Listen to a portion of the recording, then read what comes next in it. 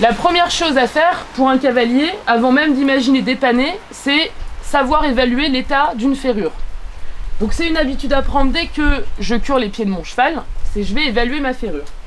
L'espace-temps entre deux interventions du maréchal pour un ferrage, ça va être déterminé par deux choses, la valure et l'usure du fer. La valure, en fait, c'est la pousse de la corne. On dit que la corne du cheval va pousser d'1 centimètre par mois, en partant du bourrelet périoplique ici, un peu moins en hiver, un peu plus au printemps en général. Donc, si je veux graisser les pieds de mon cheval pour qu'il ait une jolie corne, il faut que je graisse surtout ici sous le bourrelet, de manière à préparer la corne. Ici, c'est ce qui va être enlevé par le maréchal au prochain parage. Le parage, c'est donc l'action où je coupe la corne, l'ongle du cheval, puisqu'il a trop poussé. Et c'est une opération qu'il faut vraiment laisser au maréchal, parce que c'est un peu comme des chaussures orthopédiques. La façon de faire un parage va déterminer la façon dont le cheval pose ses pieds, marche, donc ses aplombs. Donc ça peut avoir énormément d'incidence quand c'est pas bien fait. Si la corne a trop poussé, comme c'est le cas, parce que ce cheval est ferré depuis très longtemps, les rivets commencent à se détendre, on y reviendra. Il y a deux risques, c'est que finalement la corne passe au-dessus du fer, on va pouvoir le voir ensuite après. La corne va passer au-dessus du fer, va pousser autour du fer, entre guillemets. Du coup, le fer ne protège plus le sabot, et il y a un vrai risque que ça s'arrache.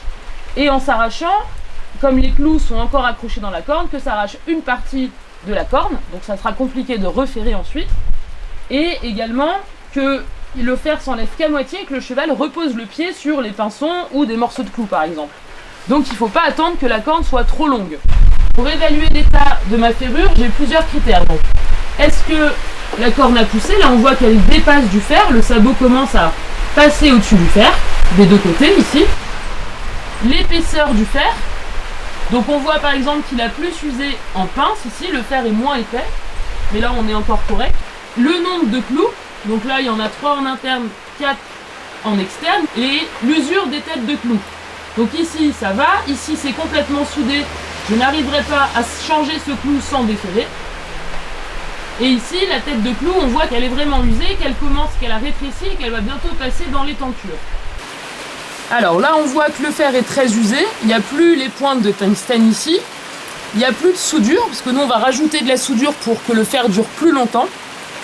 Et les clous, on les voit plus de ce côté-là. En externe, les clous sont complètement disparus, sont complètement soudés avec le fer. Et de l'autre côté, on voit bien que les têtes de clous sont limées, qu'elles ne dépassent plus du fer et que ça tient plus rien. Si je tire un peu sur mon fer, ça bouge un peu, j'ai du jeu. Quand j'évalue l'usure de ma ferrure, je vais regarder donc l'épaisseur du fer. Est-ce que la corne pousse autour du fer?